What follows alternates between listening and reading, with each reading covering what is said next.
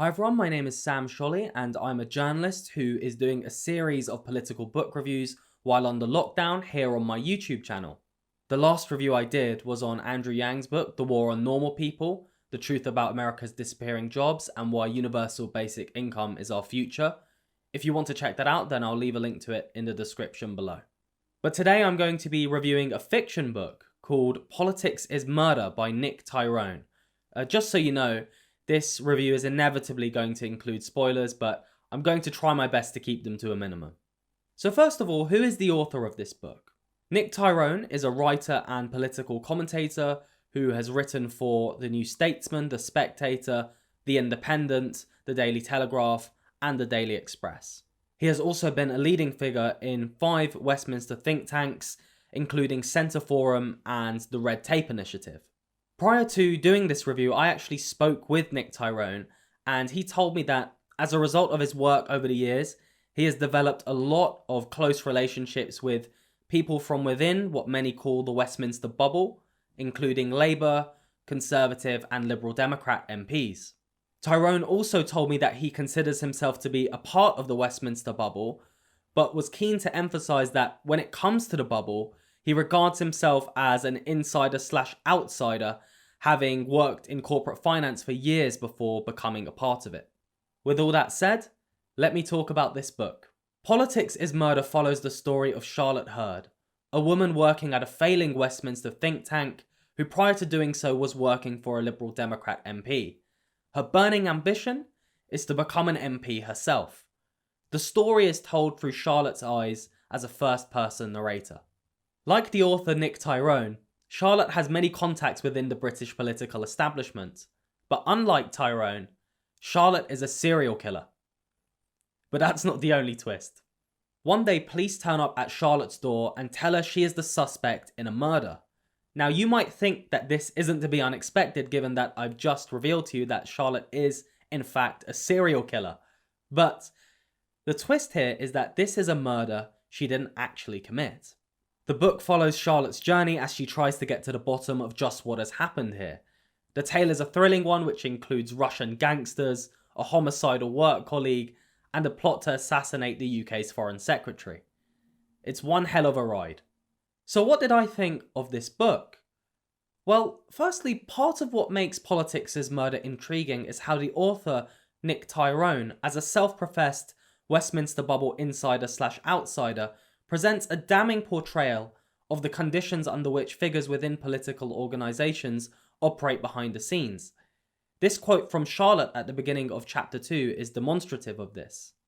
When I first started working in the think tank world, I was incredibly naive about it all. I thought I would be walking into this semi-mystical realm in which brilliant minds sit round and think about how to change the world for the better all day long. Instead, I quickly learned that the whole thing is a horrible grind for basic survival. Think tanks either get their work sponsored or have a sugar daddy or group of sugar daddies to keep them afloat. Either way, the think tank has to bend to the will of a third party. With sponsored work, the think tank has to please the corporate entity that paid for it, meaning everything inevitably gets compromised. If you have a sugar daddy, you have to keep them constantly happy, often churning out reports that are drivel in order to keep their bank transfers coming. If you ever find yourself wondering why we can never generate great policies to fix the problems society faces, look no further. What's also noteworthy is that Nick Tyrone told me he could have just as easily written that passage about his own experiences working in Westminster think tanks. Charlotte is a fascinating and well-written character. She is a deeply pessimistic person, and much of what she experiences in the Westminster bubble reinforces that. However, this doesn't ever seem ultimately to put her off her aspiration to become an MP. Also, even though this story is told from Charlotte's perspective, and we get a deep insight into her thoughts as a result, it's notable how we are rarely given a glimpse into what her actual political views are. This feels strange given what we know about her career trajectory and how a burning desire of hers is to become a politician. What I find most interesting about her is that she seems both repulsed by Westminster politics, yet drawn to it at the same time. There are a couple of points in the book where Charlotte talks about her attitude towards art. She makes clear that art does nothing at all for her, but she likes the way it makes her feel. This appears similar to her attitude towards politics. Politics doesn't seem to do much for Charlotte as a subject matter, but she likes being involved in it because it makes her feel valued and important. This is encapsulated by a scene where she attends a French restaurant called Le Pot de Vin to meet an MP and two members of the House of Lords. She says the restaurant is the nicest in Westminster, and then immediately describes how on most weekdays it's crammed with MPs and peers being wined and dined by donors and corporate lobbyists. Then straight after, Charlotte describes what this means to her, and she says it means dining at Le Pot de Vin makes you feel like a somebody. Someone is paying for your pricey lunch, meaning your time is inherently valuable. It seems that the atmosphere of the restaurant making her feel valued and important matters far more to her than what it says about the very cozy relationship between politicians and wealthy interests. And this is all the more remarkable because the latter is something she does notice. She's not blind to it. After making that comment, she makes her way to her table and spots a former leader of the official opposition who she describes as, quote, a former trade unionist firebrand turned wine-sodden labour lord, now seeing out his final days being dined in posh restaurants such as Le Pot de Vin by corporate interests. Something else that I think is significant about Charlotte is her recollection of not having had it easy while growing up. At one point she is asked where she grew up as a kid, and she responds, I grew up all over. My parents divorced when I was young, and I bounced between my father and mother, who themselves bounced from here to there. Reading, Exeter, Norwich, a brief spell in Dublin, Cardiff, Birmingham for a bit. I didn't enjoy moving around at all. I always wanted somewhere that I truly thought of as home.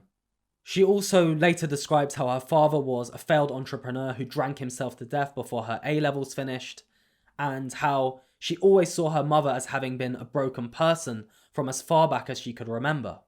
The fact that Charlotte wants to be an MP, having gone through all of this, brought back memories of me reading the introduction of the Spectator assistant editor Isabel Hardman's book, Why We Get the Wrong Politicians, which I should note was published before the most recent general election, in which she said what she found striking about politicians was how many of them had had dysfunctional upbringings, even if their social backgrounds were comfortable.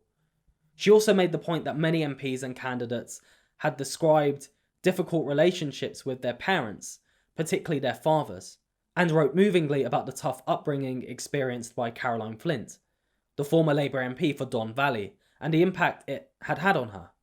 Flint never knew her biological father, and her mother was an alcoholic. As the book nears its end, and here's a spoiler, Charlotte eventually puts her serial killer days behind her as she becomes a Conservative Party MP candidate for a marginal Labour-held seat. I interpreted Charlotte's murderous exploits as the author Nick Tyrone's metaphor for the unsavoury things he believes many do to achieve a position of prominence in British politics. I think this is especially important to mention because towards the end of the book, Charlotte acknowledges she could become a far better serial killer than she ever could a politician. Much like Arthur Fleck embraces the cruelty of the world around him as part of his character to become the Joker, Charlotte Hurd embraces the unpleasantness of the world around her as part of her character to become a politician. This is clear from the end of the book as she campaigns to become an MP. For example, she is asked to withdraw a leaflet circulated about her Labour opponent which falsely claims she used to be a Satanist.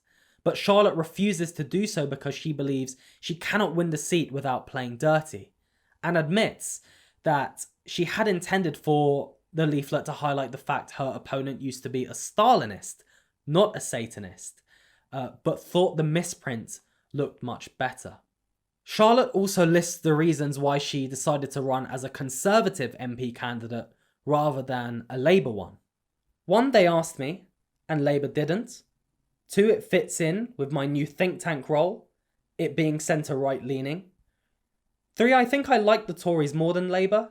At least I feel more comfortable in the Conservative Party than in the Labour Party. I guess I should have added a number 4 in there. It looks like the Tories are going to be in power for a while, and so my chances of being in government are much higher. This gives the impression that her motivations for becoming a politician are shallow, self-serving, and not born out of strong political convictions.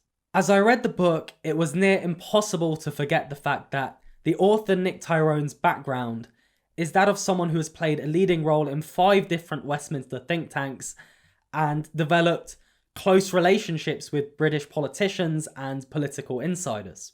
This makes me wonder exactly how much of the book is based on Tyrone's own experiences with people who are part of the Westminster bubble, and how much of Charlotte's pessimism towards the Westminster bubble is a reflection of his own.